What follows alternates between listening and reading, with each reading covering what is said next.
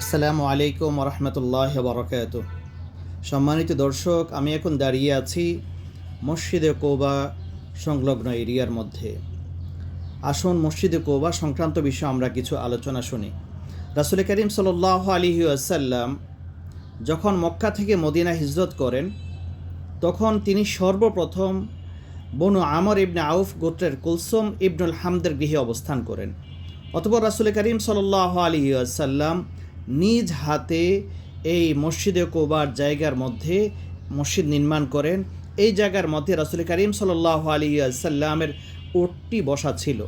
এটি হলো সর্বপ্রথম কুবা মসজিদ, যা স্বয়ং নবী আলাইহিসসালাতু ওয়াসসালাম মসজিদে মদিনাতে যাওয়ার পরে তিনি সর্বপ্রথম নির্মাণ করেন।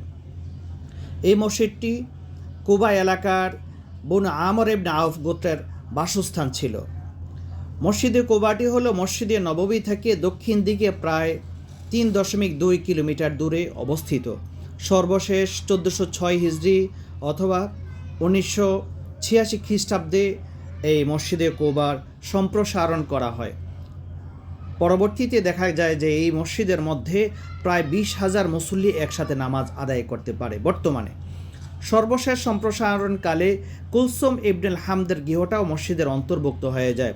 বর্তমানে মসজিদের দক্ষিণ পশ্চিম অংশে তার গৃহ ছিল। এই মসজিদে কুবা সংক্রান্ত বিষয়ে রাসূল করিম সাল্লাল্লাহু আলাইহি ওয়াসাল্লাম বলেছেন, মান খরাজা হাত্তা ইয়াতিয়া হাদাল মাসজিদে কুবা ফাসাল্লা ফিহি কানা ঈদলা উমরাহ। রাসূল করিম সাল্লাল্লাহু আলাইহি ওয়াসাল্লাম বলেছেন, যে ব্যক্তি মসজিদে কুবায় এসে 2 রাকাত নামাজ আদায় করবে, তার একটা উত্তম উমরা সমতুল্য সওয়াব পাবে। এই জন্য আমরা যারা মক্কাতে হজ করা বা উমরা করার জন্য যাব, আমরা অবশ্যই মসজিদে কুবা জিয়ারত করতে যাব ইনশাআল্লাহ।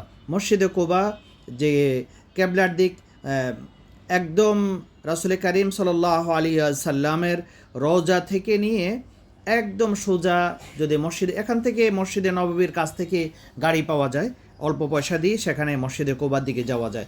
রাসূল করিম সাল্লাল্লাহু আলাইহি ওয়াসাল্লাম প্রত্যেক শনিবার দিন মসজিদে কুবার মধ্যে যেতেন। তা আমরা ইনশাআল্লাহ যারা আমরা হজ বা উমরা করার জন্য যাব, তাহলে আমরা অবশ্যই মসজিদে কুবা জিয়ারত করব।